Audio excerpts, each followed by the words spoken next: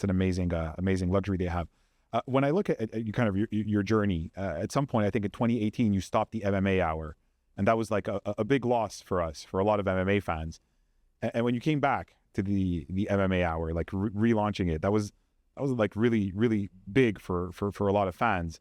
And a lot of like the little, beefs and drama that you have seem like a little bit more like the beefs of old now. Like they're more lighthearted, they're more fun. But now I feel like when certain boundaries get crossed, you're not afraid to stand up. You're not afraid to like say, hey, you know what? Like you saw that little beef with Chael recently, or the Ali Abdelaziz, like you make that statement of like, and what, so you're making a threat. Like he tells you, keep my fighter's names out of your mouth. And you're like, and what, so you draw those boundaries. Did everything that happened to you kind of harden you in a way and make you want to kind of not take any BS, So some people could have shied away from that, but I feel like you almost went in the other direction where you're like, the chips are down, like what's going to happen here? No, I'm not afraid to stand, like draw those boundaries and say, okay, like what now? Is that a fair depiction?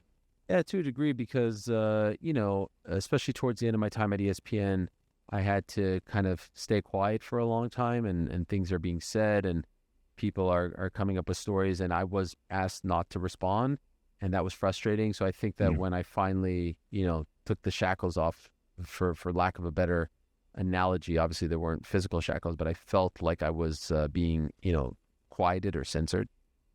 I just kind of went a little crazy. And I don't think that I'm doing it as much now as I was at the beginning of the return to the MMA Hour, but I just felt like I had a lot to get off my chest.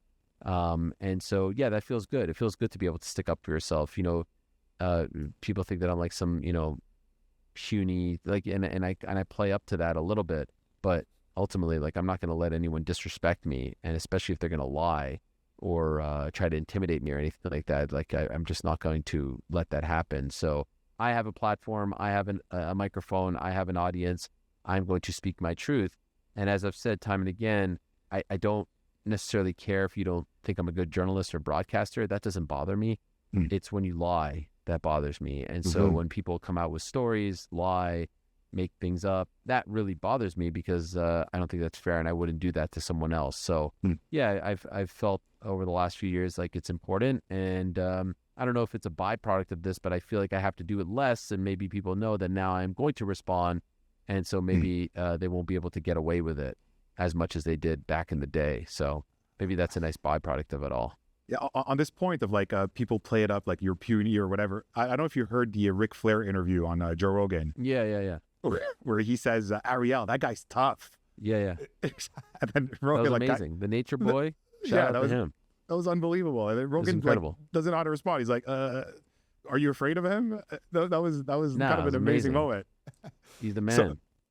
So what, like, first of all, just to clarify, did you train any kind of martial arts?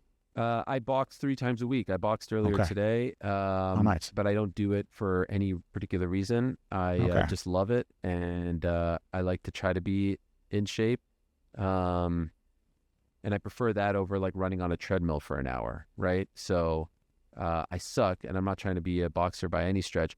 I dabbled with jiu-jitsu, didn't love it as far as like an actual activity. Obviously love watching and talking about it and admire them. But what I love, I really do look forward to boxing. So yeah, that's what I've been doing. Very funny, because when I started training a little bit of martial arts, I had the exact same experience. I thought I would fall in love with jiu-jitsu because it's technical, and I really wanted to fall in love with it. I just didn't. I really tried, and I didn't. And boxing, I wasn't expecting anything from, and I just totally fell in love with it. The timing, the angles, the footwork, it's so complex. I really started understanding why they call it, sweet science. Science, yeah. For sure. What a great, beautiful sport. So I know you like to talk about, recently, I think with your discussions with Brandon Shaw, around having receipts. You've got the receipts, right? So, and you're like, when people say things, you do not forget. You forgive, but you do not forget. I want to ask you, when you look at your kind of your career as a whole, what's longer, the list of receipts or the list of regrets? I don't know. Can you clarify the question? Like receipts in terms of things that people have said that you remember and that you can bring out if needed. No, right? there's not that much. Again, Not I that think a much. lot of this is overblown. I think Mm. more often than not, I hear nice things from people. And again, I have all these relationships, and I'm the one inviting them on my show. Like I don't think I have any current active quote unquote beefs with people. It's funny, like people say that I'm the drama one, but yet everyone wants to talk about the drama and beef, and I try to like move away from it because I Mm. think it shouldn't be about me. Mm. I don't really want the stories to be about me. I want to talk about the stories. I want to talk about the fighters.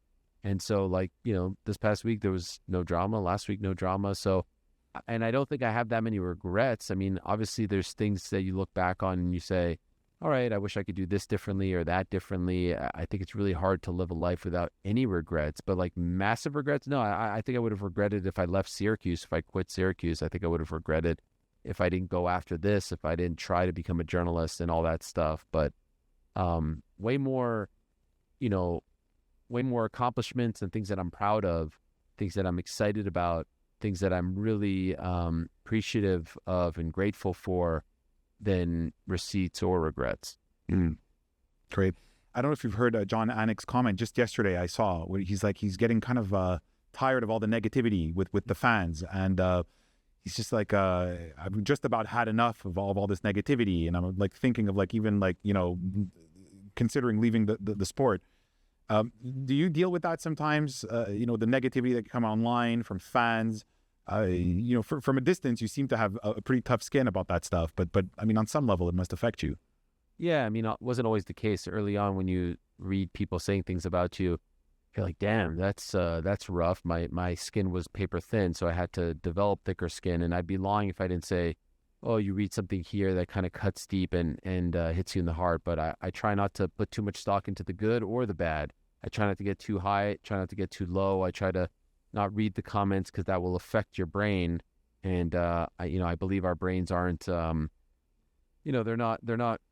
As a friend once told me, they're not hotel rooms. People can't check in and out of them unless you let them do so. And so, try to focus on important things like my work, my job, my career, my dreams, my aspirations, but most importantly, my family, my friends, my health, my family's health, my friends' health, the actual important stuff. So, someone who disagrees with you on how you score a fight or thinks you suck, like, what? It's impossible to be loved by everyone. And this is kind of the way the sport is. It's very passionate, and there's other factors involved. People love one guy or they bet on one guy. Who knows why they're all fired up about things.